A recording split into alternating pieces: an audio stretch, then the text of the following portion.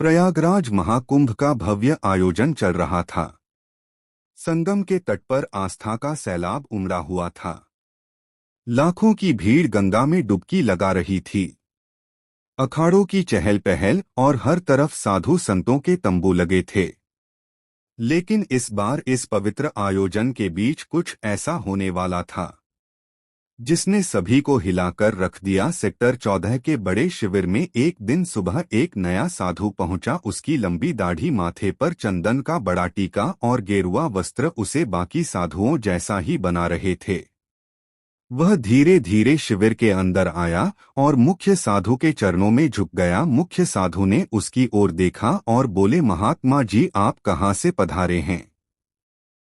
नए साधु ने हाथ जोड़ते हुए जवाब दिया, काशी से। यहाँ संगम पर साधना करने की इच्छा थी, इसलिए आ गया। मुख्य साधु ने सिर हिलाते हुए कहा, बहुत अच्छा, यह पवित्र भूमि है, आप यहाँ आराम से रह सकते हैं। साधु शिविर के एक कोने में बैठ गया। उसने अपने झोले से एक पोटली निकाली, उसमें से चंदन और राख अपनी हथेलियों पर लगाया और ध्यान में बैठ गया। बाकी साधु उसकी ओर ज्यादा ध्यान नहीं दे रहे थे, क्योंकि महाकुंभ में रोजाना ऐसे नए चेहरों का आना जाना आम था। दिन भर वह साधु अन्य संतों के साथ साधारण तरीके से समय बिताता। वह सुबह जल्दी गंगा स्नान करता, दिन भर प्रवचन सुनता और रात होते ही ध्यान में लीन हो जाता। लेकिन रात के समय उसका व्यवहार बदल जाता। किशोर, जो शिविर में सेवा का काम करता था, ने पहली बार गौर किया कि यह नया साधु हर रात चुपके से शिविर से बाहर चला जाता है। एक रात किशोर ने देखा कि वह साधु शिविर के पीछे गया और जमीन में कुछ दबा दिया। किशोर ने अगली सुबह अपने दोस्त मनीष से बात की। किशोर, यार, मुझे लगता है यह नया बाबा कुछ गड़बड़ है। मनीष, क्यों, ऐसा क्या किया उन्होंने? किशोर, कल रात मैंने देखा कि यह कुछ जमीन में दबा रहे थे। पता नहीं, लेकिन कुछ तो अजीब है। मनीष ने हंसते हुए कहा, अरे, तुझे हर किसी पर शक होता है, हो सकता है वो कोई पूजा सामग्री हो। लेकिन किशोर का मन शांत नहीं था। उसने तय किया कि वो इस साधु पर नजर रखेगा।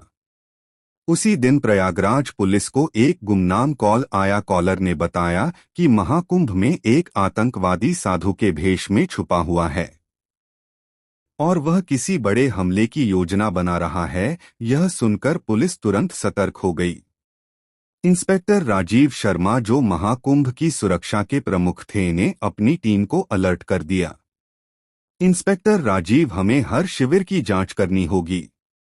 किसी भी संदिग्ध गतिविधि को नजरअंदाज नहीं किया जाएगा, खासकर नए चेहरों पर ध्यान दो। पुलिस ने सभी शिविरों की गुप्त निगरानी शुरू कर दी।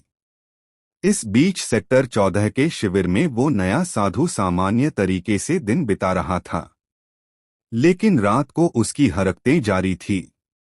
एक रात किशोर ने देखा कि साधु झोले से एक कागज और छोटा उपकरण निकाल रहा था। वो झोला लेकर शिविर से बाहर चला गया। किशोर ने साहस जुटाया और उसका पीछा किया। साधु सीधे गंगा घाट के पास गया, जहां उसने एक व्यक्ति से मुलाकात की। साधु, सब कुछ योजना के अनुसार चल रहा है, कोई शक नहीं हुआ है। अनजान व्यक्ति, बहुत अच्छा, बस सही वक्त का इंतजार करो। किशोर ने इन दोनों की बातचीत दूर से सुनी और अपने फोन से इसे रिकॉर्ड करने की कोशिश की, लेकिन वो बहुत डर गया था। अगले दिन उसने यह बात मुख्य साधु को बताई। किशोर महाराज, वो साधु कुछ गड़बड़ है, मैंने उसे कल रात किसी अजनबी से बात करते देखा। मुख्य साधु ने गंभीरता से कहा, यह बहुत गंभीर बात है, हमें पुलिस को सूचित करना चाहिए। किशोर ने थोड़ा हिचकते हुए कहा, अगर वह दोषी निकला तो मुख्य साधु, यह जोखिम उठाने लायक नहीं है। ऐसा करते हैं, आज रात उसकी हरकतों को फिर से देखते हैं। अगली रात किशोर और मुख्य साधु ने तय किया कि वे उस संदिग्ध साधु पर नजर रखेंगे। किशोर ने अपना फोन तैयार रखा और मुख्य साधु ने शिविर के कुछ अन्य साधुओं को भी अलर्ट कर दिया। रात का समय था, सब सोने की तैयारी कर रहे थे। साधु फिर से अपनी झोली लेकर शिविर से बाहर निकला। साधु गंगा किनारे के एक सुनसान घाट पर पहुंचा जहां वही व्यक्ति मौजूद था जिससे वह पहले भी मिला था। अनजान व्यक्ति ने पूछा, तुमने जो कहा था वो काम पूरा कर लिया? साधु ने उत्तर दिया, हाँ, उपकरण सही जगह पर सेट कर दिए गए हैं। बस एक आदेश का इंतजार है।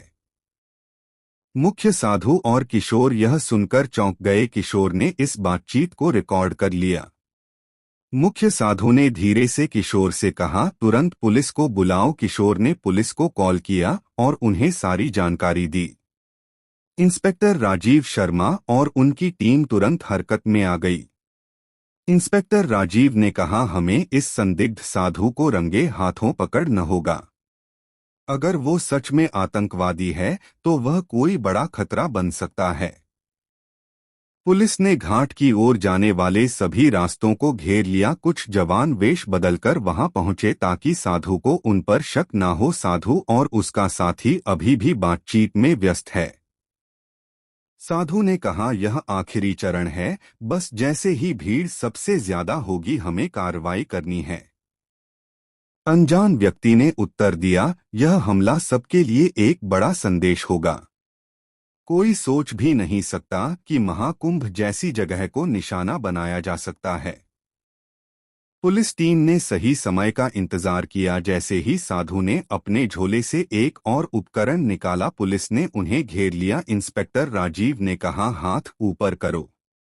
पुलिस से बचने की कोशिश मत करना। साधु और उसका साथी हड़बड़ा गए। साधु ने भागने की कोशिश की लेकिन पुलिस ने उसे पकड़ लिया। झूले की तलाशी ली गई तो उसमें विस्फोटक उपकरण और कुछ नक्शे मिले। पुलिस ने तुरंत साधु और उसके साथी को गिरफ्तार कर लिया। पूछताछ में पता चला कि वो एक अंतर्राष्ट्रीय आतंकी संगठन का सदस्य था। उसका असली नाम अयूब खान था और वह भारत में कई सालों से छुपकर रह रहा था। इंस्पेक्टर राजीव ने पूछा, तुम्हारा मकसद क्या था? महाकुंभ जैसे पवित्र आयोजन को क्यों निशाना बनाया? अयूब ने उत्तर दिया, भीड़ का दर्द सबसे बड़ा हथियार है। हमारा मकसद था यहाँ ऐसा हमला करना जो दुनिया को हिला दे, लेकिन तुमने हमारे प्लान को खत्म कर दिया। पुलिस को साधु के झोले और शिविर के आसपास लगाए गए उपकरणों से बड़े हमले की योजना के सबूत मिले। अगले दिन प्रयागराज पुलिस ने मीडिया को बताया कि महाकुंभ में एक बड़ा आतंकी हमला टल गया। इंस्पेक्टर राजीव ने कहा, हम किशोर और मुख्य साधु के शुक्रगुजार हैं, जिन्होंने सही समय पर जानकारी दी। यह सब उनकी सतर्कता और साहस का नतीजा है।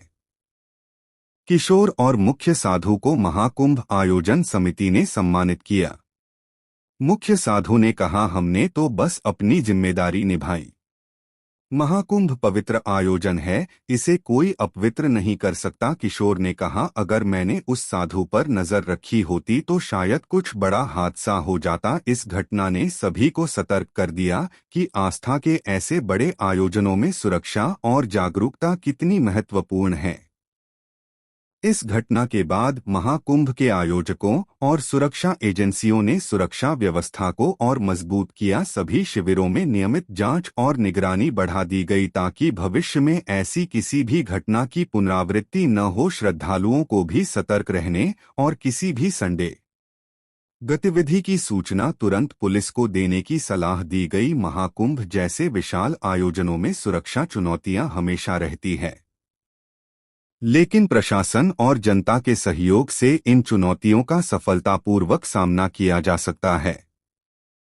इस घटना ने यह साबित कर दिया कि सतर्कता और सामूहिक प्रयासों से बड़े खतरे को टाला जा सकता है। प्रिय दर्शकों, यदि आपको हमारा कंटेंट पसंद आया है और अब ऐसी ही और कहानियां सुनना चाहते हैं तो कृपया चैनल को सब्सक्राइब करें। धन्यवाद।